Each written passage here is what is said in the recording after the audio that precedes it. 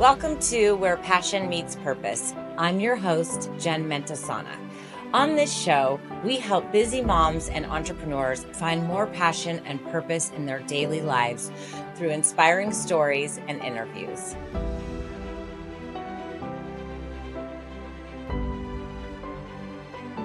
Welcome back, everyone, to Where Passion Meets Purpose. I'm your host, Jen Mentasana. Today on the show, we have the most incredible guest. Kim Witzack is a leading global drug safety advocate and speaker with over 25 years professional experience in advocacy, advertising, and marketing communications. She is currently a very vocal consumer representative on the FDA Advisory Committee. Thank you so much, Kim, for being here. Welcome to the show. Oh, thanks for having me. I'm excited for this conversation.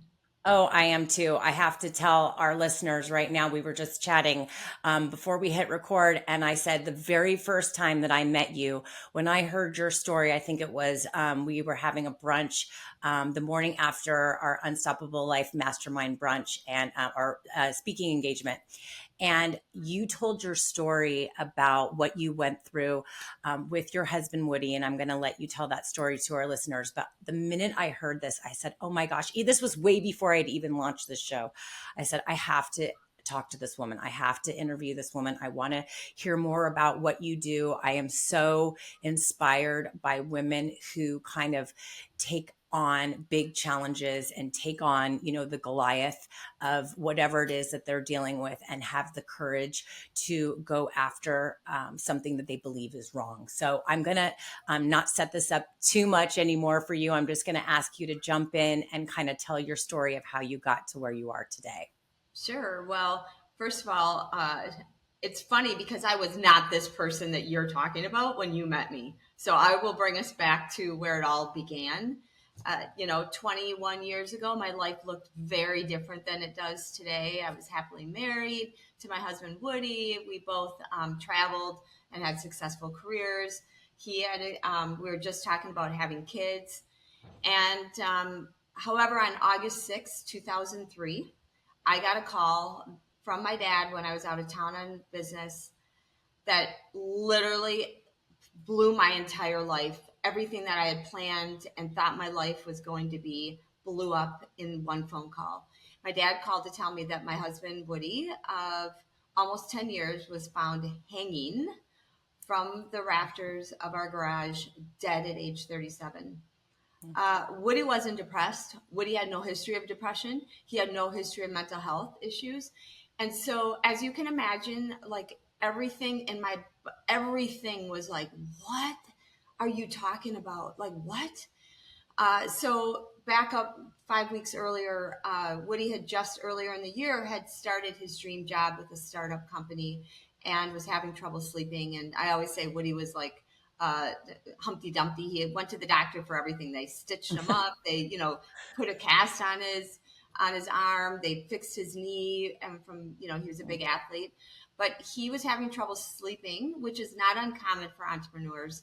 But he was a guy who needed 8 hours of sleep. Went to his doctor. His doctor gave him a drug, an antidepressant, Zoloft, for insomnia, and said it would take the edge off and help him sleep.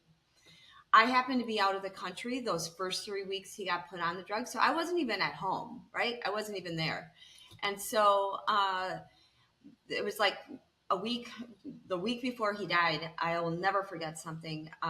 Woody was I was excited to see him because I'd been out of town. He walks through our back door in a blue dress shirt, completely sweated through. He's bawling. He falls to the floor in our kitchen and his hands are around his head.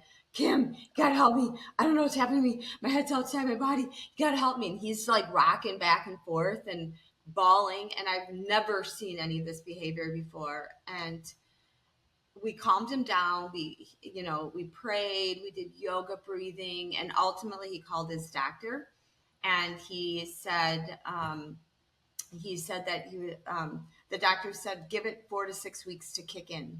So of course, all right, nothing seemed, but every night of that next week before I went out of town again for work, Woody was like, hey, what do you think about acupuncture? What do you think about hypnosis? What do you think? And he was still running because he was super anal about keeping how many miles he put on his shoes, but he was not running his normal. He was running like 3 miles instead of 10. And so, anyways, I never thought anything about it. But what happened the night when Woody was found, the coroner asked me a simple question. She said, "Was Woody taking any medication?" Mm. And at that time, I was like, I'm like, I think it's upstairs. I didn't even know what it was, right? And she goes, "Oh, there's a bottle of Zoloft sitting on the kitchen table underneath a light," which is super weird. And she goes, "We're going to take Ooh. it with us. It might have something to do with his death." And it was like, what? Wow. And then, so then I started putting all those pieces, like Medicaid, like none of it made sense to me, right? But the we never, of course, questioned any medication. I've never questioned any medication that I've taken, Woody's taken, we've trusted. You know, you kind of just do that with the doctor, right? And you know, you kind of trust blindly the whole system. And the other thing that night that was kind of this, I call it another clue in this investigation, was the front page of our newspaper that exact same day had an article that said the UK finds a link between antidepressants and suicide in teens. And so, really, those two questions, or those two things that happened literally the same night that Woody was found, Wow. really started the whole journey. But, you know, and then just I mean, I'm going to say intuitively, everything in my body was like, there is no way Woody would kill himself. Like, we just started, you know, we had to go through in vitro. So we were going to go through that in Mm. a week. We had just booked our 10-year anniversary trip. We are going to Hawaii with his parents in November. And so, like, literally everything, I'm like, this guy loved life. Why would he take his life? And so Yeah. that's when we started looking at those, putting those pieces together, because I don't know if any of your listeners have ever had something happen suddenly or out of the blue. You kind of go into investigator mode, and you literally, when something doesn't make sense, you just kind of are go through and see and leave no stone unturned, right? And Right. so, really, that night, my brother in law went home and Googled Zoloft and suicide, and found that the FDA held hearings in 1991 and did nothing.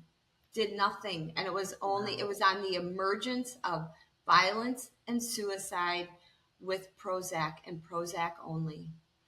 And so, that in, you know, that's kind of the nutshell. I mean, I, you Mhm. know, have a lot in, I realize that's a big story in what happened in one night that was, you know, preceded from the medication that started 5 weeks earlier. Right. But that story, first of all, Kim, and I know it's now been what, 21 years later, and it's still, I'm sure for you is just hard to believe as you're telling it. But you've lived through this and you've overcome so much. But what resonates with me so much about that story is that obviously you went through the pain and you allowed yourself to feel the pain and go through it, but immediately almost you were looking for answers and you wanted to understand and you wanted, and I think when you say, you know, when you said, I don't know if your listeners have ever been through this, but you go through investigative mode, it's almost like as if this is your only way to take some sort of control back of what has happened and to, you know, do some research and figure out why did this happen. We all want to know why things happen in life, and sometimes we don't have answers, but in this case your intuition told you differently. You listened to your intuition and there was something that was just not right about this. And I think that's what I really want our listeners to hit home to when they're hearing this, is that if you feel like you can feel it in your body when something comes up inside of you that says something about this isn't right or something about this is really right, right? Mm-hmm. Follow that gut instinct. And that's what you did. And you started to listen to that intuition, and it probably got louder and louder and louder. And then that just forced you into this action, into this take action place where you've been for the last 25 years or 21 Yeah. years at least. Well, absolutely. I think, you know, just it literally, if you knew my husband, it was like, what? Like he would have been the last person that this should have ever have happened to, right?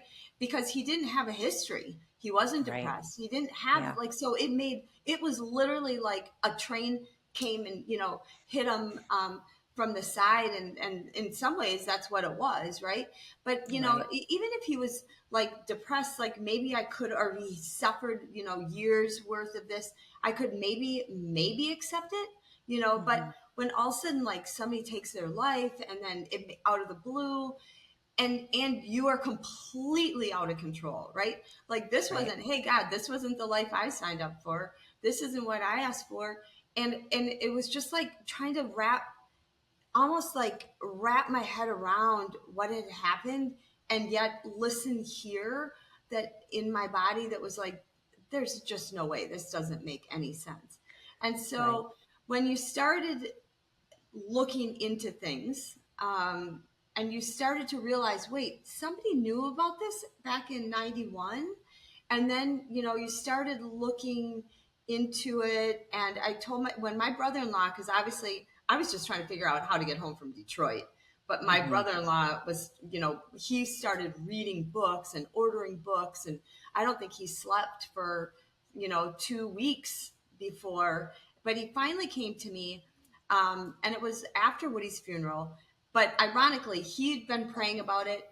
And I was sitting there in my basement, looking at all these life-size pictures of Woody that were from the funeral. And I was bawling. And for people like, I get it. I don't know if I've ever had a heartache, or like heartache and heart pain is real. Like I was literally trying to, I had scratch marks that I was just trying to scratch the pain out of my heart because Oh, it hurt so bad, and I was bawling, and I kept praying to God, and it still gets me emotional because I said, take my pain and use it. It does me no good. That's all I kept doing this, like, take my pain and use it. oh, And so that was my prayer. And my brother-in-law was like, God, what do I do with all this information? So he came and shared with me all of the stuff that he had been reading, and then knowing that in 91 that they had hearings did nothing. And I go, that's it. It was all of a sudden I like jumped into action. I'm like, nope, we're going. We yeah. have to, this has to be our mission. We're going to go get warnings, because there were no black box warnings. There were no suicide warnings. There were no warnings at all on these drugs back in 2003. And so that literally became our mission. Eric and I, and we started going out to DC, because that's where all these healthcare conversations are happening. That's where the FDA lives. And then, so one thing led to another, and we met congressional, but we just were relentless. And that is the one thing I've always been, but it was usually about trying to find a boyfriend back in the day, like, hey, like me, like me. So I think that relentless that I always laugh about now, I think it actually served me well, because I was like, nope, nope, I know how to keep going. I'm going to keep pushing until you give me what I want. Usually that didn't work out, but this one did. Right. And that's what you call using your strengths for good, right? Totally. Oh my God. Yeah. I'm sure I wouldn't have thought that earlier, but anyway, so we started, and we just, when you show up, magic happens, right? And back then Yes. we didn't have social media, so you literally had to get on an airplane. So we met with the FDA. We met with lots of members of Congress. We ended up having a wrongful death failure to warn. So I sued Pfizer on behalf of Woody. Mm, And that was an entire experience too, because I've never, I always thought lawsuits were frivolous, but that was right. probably one of the best things I've ever done in my life. Is because, it was hard I'm not going to lie, that itself is hard. But what came out of it was all these documents that the company knew, the FDA knew, and they hid from the public, and they hid from people like Woody. And I met countless of families during this time who had lost their loved ones, and kids that were Yeah. getting this drug. And I mean, so, what you did, I just have to just stop you real quick there because the word that keeps coming to mind for me is courage. the courage that you had to go up against a company like Pfizer, to go to DC and show up and be in Senate hearings and to sue, knowing that you may lose. This is a big Goliath that you're going after with lots of money to hire the best attorneys, and you didn't care. It was about a greater purpose for you. And I'm just thinking about all the countless lives that you've saved since then, because all those documents came out, because they were able to put warning labels because of what you did. Yeah. Well, thanks. At the time, it's funny. I remember, but I never thought so I did learn something. When you actually believe something with every ounce of your body, that does matter, because I never let fear. I mean, yeah, people were telling me like it's Pfizer. I'm like, yeah, and trust me, Pfizer was nasty. They were going to my neighbors. They were doing things Mm. backhandedly. When we were going through depositions, they were awful. Like the first half of my depositions with them, when they had me for 9 hours, they didn't ask me one question about Woody. They wanted to know what and who knew what out in DC.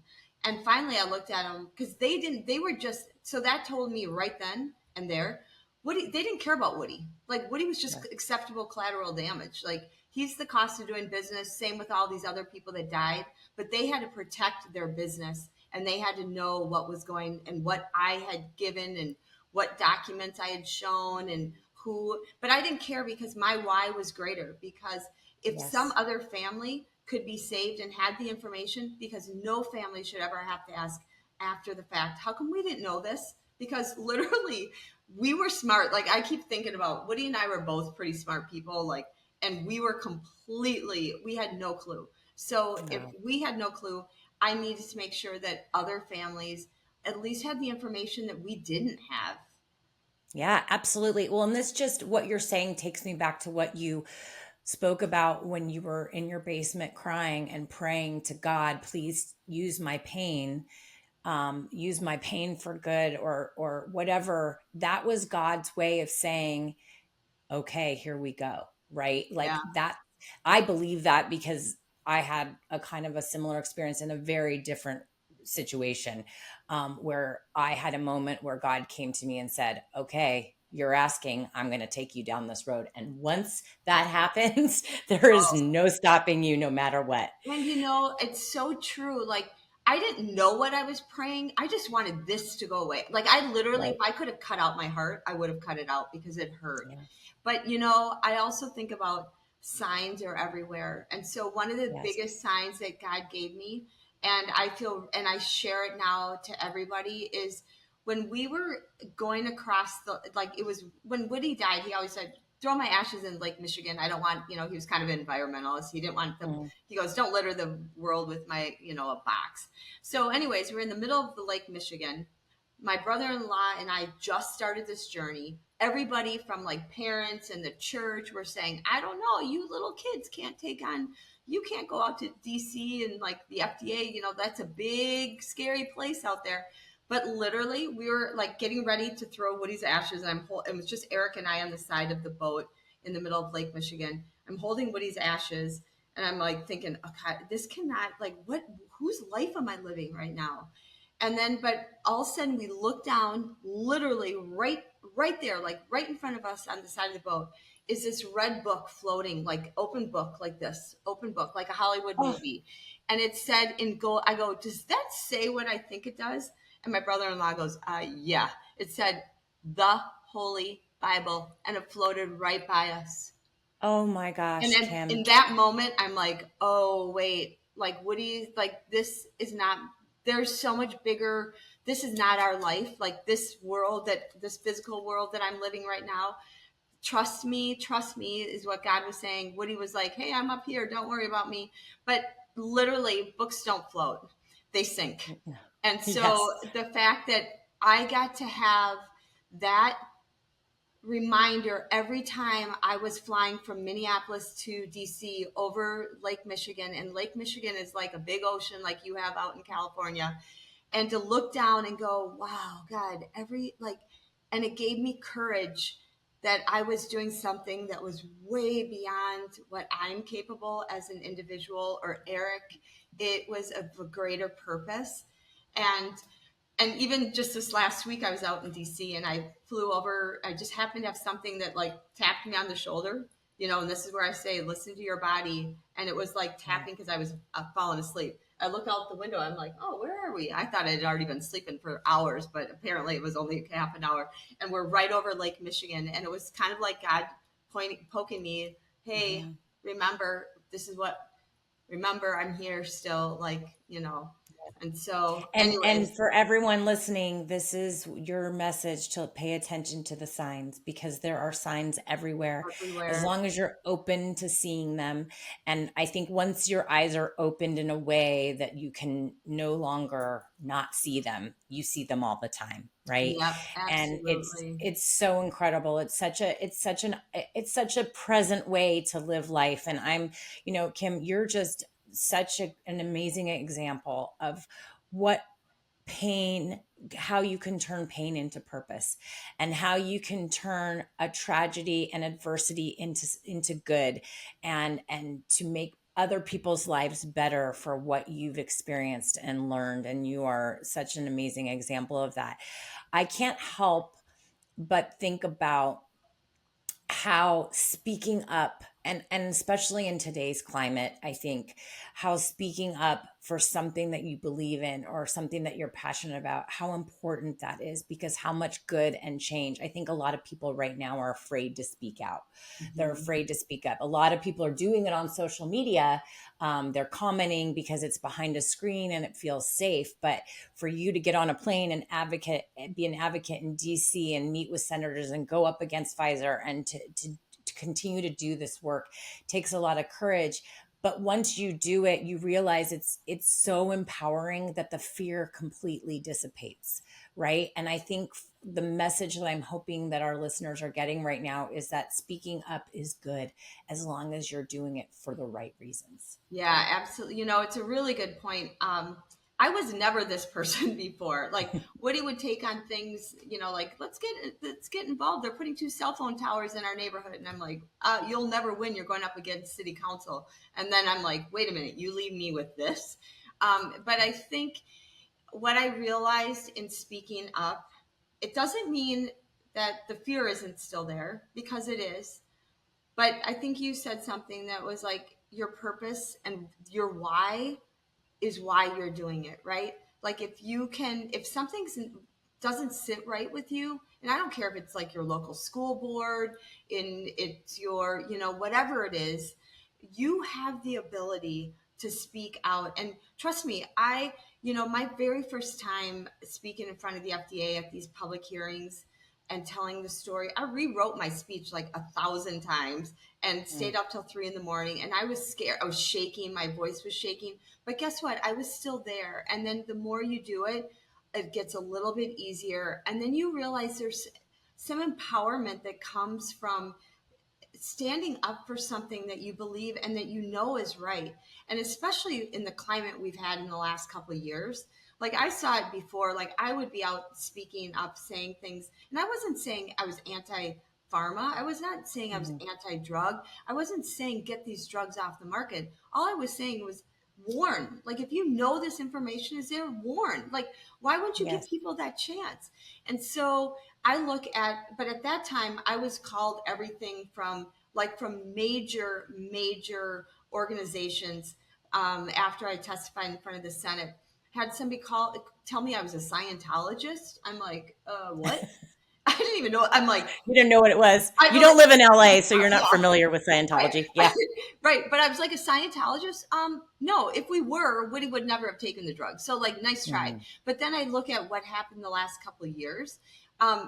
Even my questioning of something that didn't sit right with all of the, the COVID vaccines, and that's a whole other political landmine that intentionally people became, and social media that had came to be, where you had to, back then when Eric and I would go out to DC, you had to say things to my face.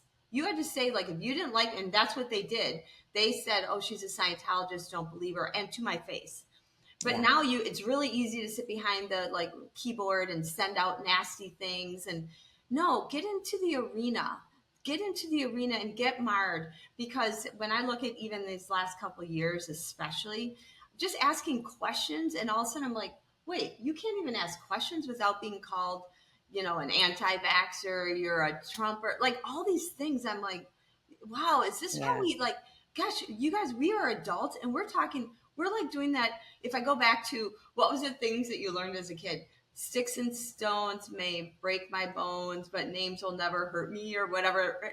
I think that's what it was. Yep. I Like think you got it. the name throwing, and I'm like, these mean Yeah. stuff. I'm like, but you know what? There's something when you can look in the mirror and you know that, guess what? Even if you lost, you tried, you did your best, and you made sure that your voice, because why does one voice matter more than your voice? And I used to Right. think my voice didn't matter, that one person couldn't make a change, one person's voice wouldn't do anything. But what I realized is one person then brings another person and another person, and then all of a sudden, it's the butterfly effect. And I also realized that change, we all want change, right? We're all talking about like the world, God, has to get better. But guess what? Change starts here. And so when we start here, then the change is easier to go out, but it has to start here.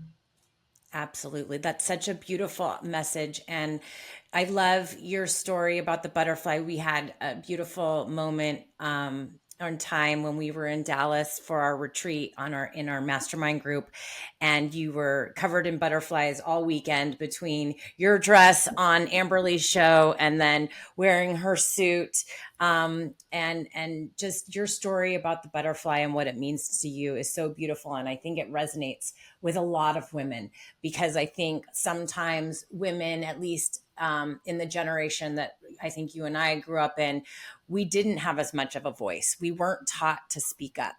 And I know for me growing up, I was silenced a lot because I had, a household with other people that were loud. And so I was told to be quiet. And I think I didn't until I became strong enough to learn to use my voice. I realized then that I actually had important things to say and that I mattered and that what I cared about matters to other people as well. And so having that butterfly moment, coming out of your cocoon, and learning to use your voice and spread your wings is such a powerful message, especially I think for women, and for women who have had those experiences. 100%.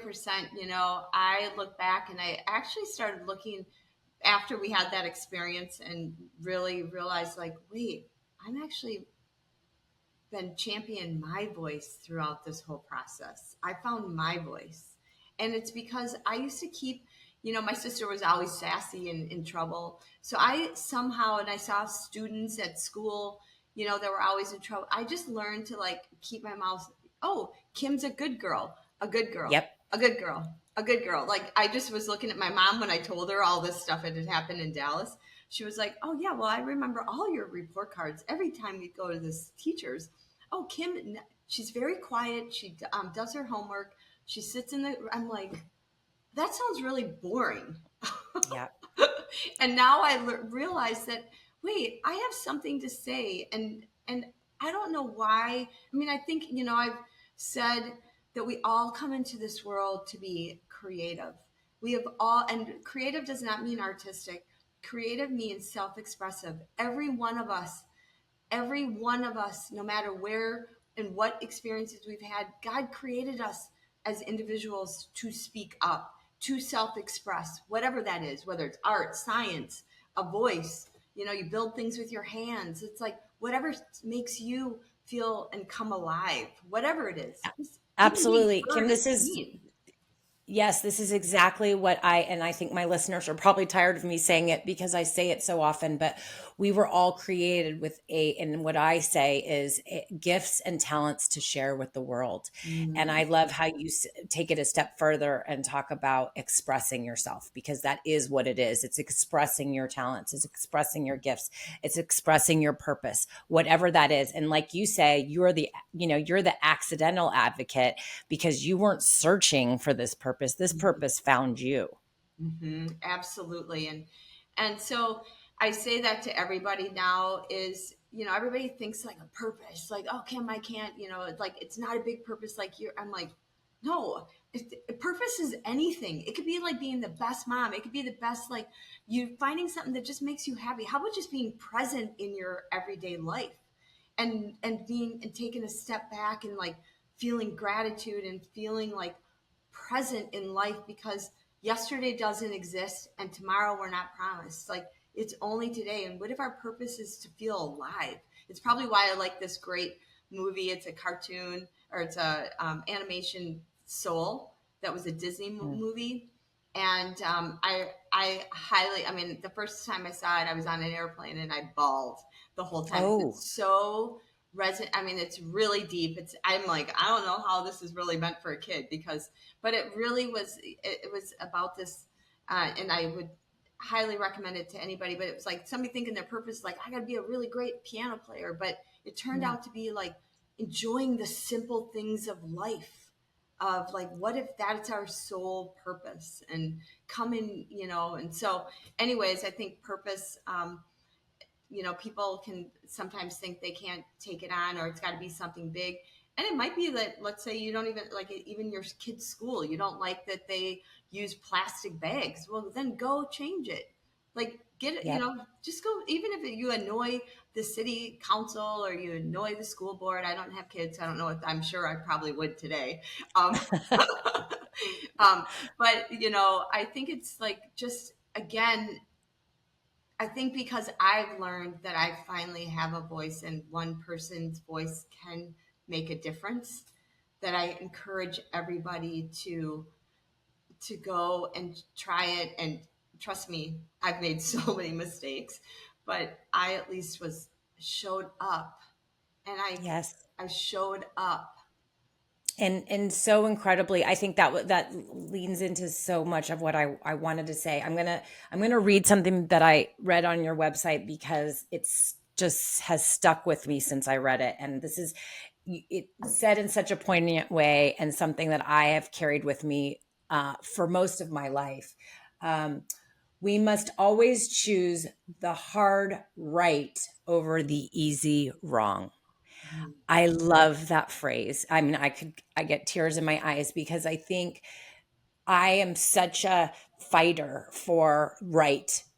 I'm such a fighter. And I think there's such a gray area sometimes in the world that we feel silenced by not wanting to, offend someone by our right. But if we truly believe in something and we're passionate and we know it is the right thing, I think we owe it to ourselves, and what other person needs to hear that message, we owe it to them to fight for that. Absolutely. I think, I've seen so many times, and I talk about this even with businesses and companies. Like you're like, hey, I can make a quick buck if I do this. Well, no, that's the easy wrong.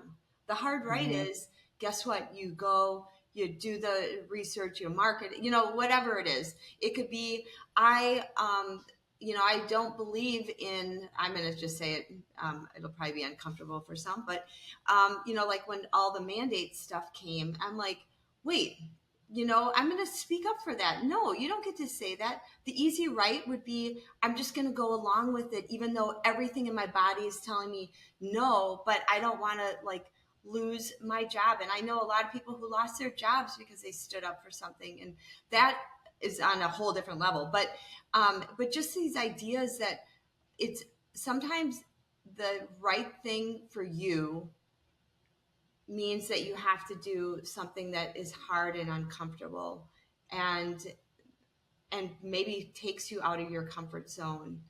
And the easy thing would be play small, keep my mouth shut.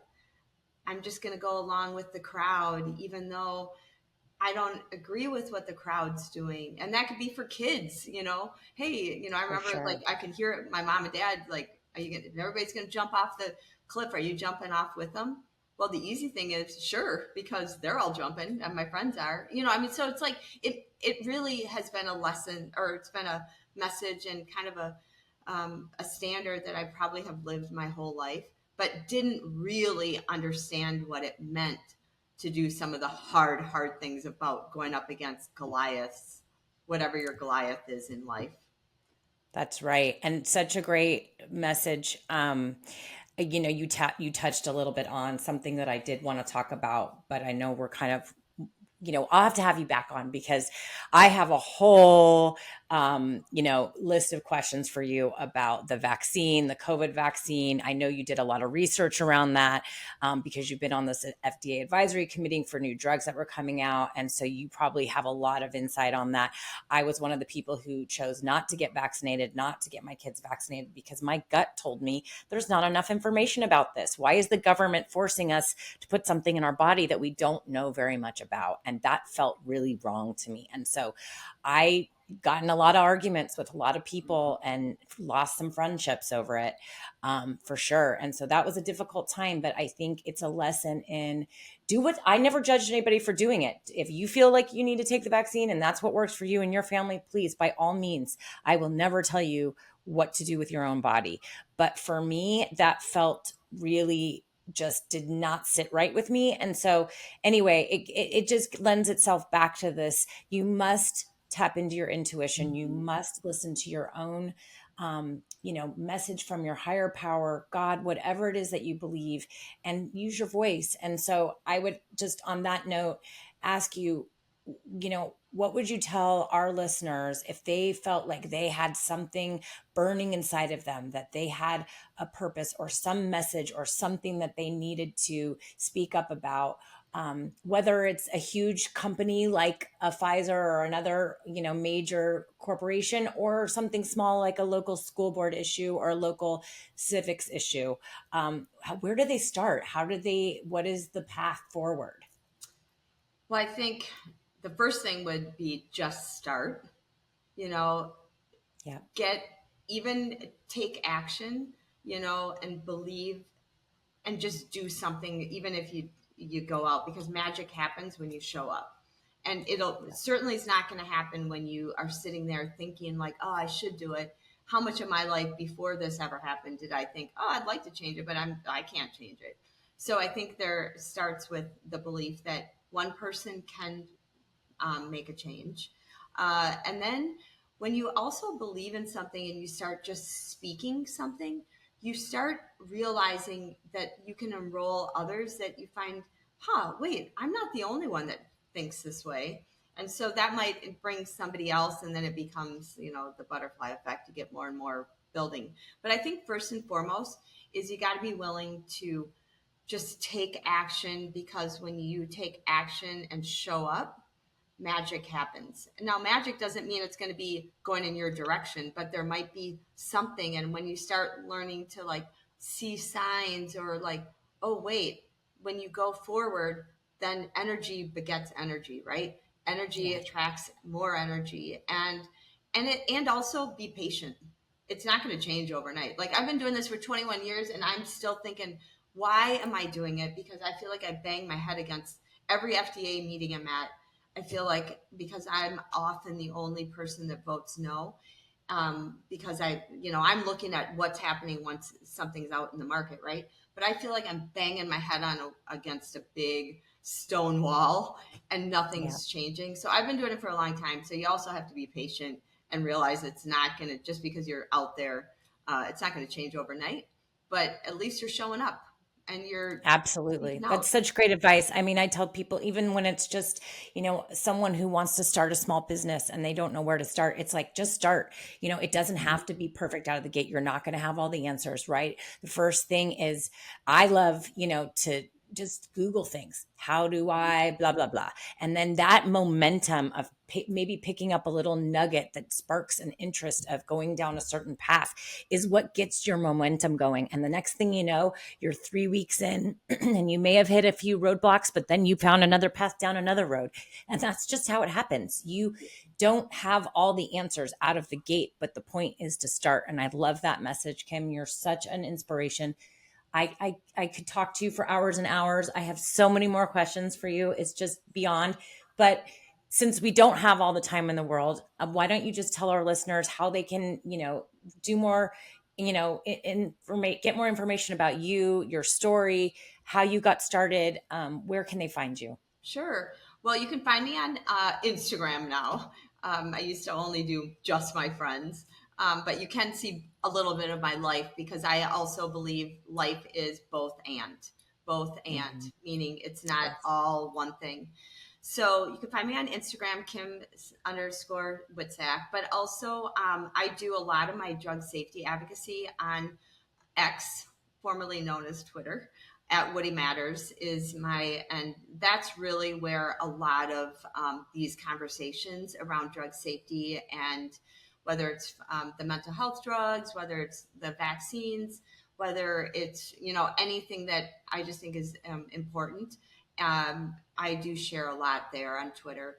LinkedIn, Kim Witzack, as well as I have a Substack, which what has come out of the pandemic the last couple of years is that the mainstream media that I used to work with all the time is not always giving the full story. And I Mm. always tell everybody, go out and investigate, go looking for independent journalists that have left the mainstream and have Substacks.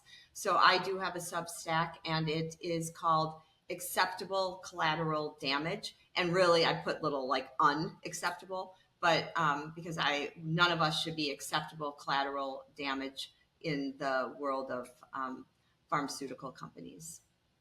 Absolutely. It's such great information, Kim. And we Oh, should and just my add on. website. And my Oh, website. yes. Contact me there at kimwitzack.com. And hopefully we can just put all the links in the show notes or Yeah, something. all the links will be in the show notes, and that's why I had you mention them also. We'll have them in the show notes. And we should also just add that if you or someone is, on any kind of medication that is making them feel not themselves or whatever, that is your first red flag. Make sure that you're doing your due diligence and you're advocating for yourself and your loved ones, because it's super important. I think now we have these warning labels thanks to you, but it's always important to check in with yourself and how you're feeling. And if something doesn't feel right, trust your gut. Absolutely. I was just going to say, even though these warnings, remember, I was in college I wasn't even in college in the 91 hearings. So I didn't know anything about it. I'm guessing that you have listeners and parents today who know nothing about the 2004, 2006, and all the work that we did. And they just have heard these warnings and kind of ignored them and don't really realize that all ages are at risk. If you don't feel right, something doesn't feel right, and challenge and don't be afraid to challenge your doctors when they when they tell you that it might just be your disease getting worse. It may be the drug that's causing these reactions. So listen to your intuition. I always say no one's going to care more about you or your health or your family's health than you will, and no one's going to know more. So trust that. Certainly do not blindly trust the doctors and the government to tell you what is right and wrong when you have a God-given machine that tells us when something doesn't feel right. So well said. Perfectly said. Thank you, Kim. Well, you are amazing. Thank you for what you do for all of us. We can learn so much from you. And please go find Kim on all of her social media, her website, her Substack. And we're definitely going to keep up with all that you're doing out there for us. Thank you so much for being here, Oh my Kim. gosh, thanks for having me. I love talking with you. Thank you again for listening to Where Passion Meets Purpose. If you're enjoying this show, please subscribe and download it so you don't miss an episode every single week. And if you think you have a friend who might benefit from listening, please share it with them as well. If you'd like to contact me, you can always reach me through email on my website at jenmentasana.com and my social media, Jen_Mentasana. And you can DM me there and I'll always respond, and we can connect about topics on the show or anything else you'd like to discuss. Thanks again for tuning in.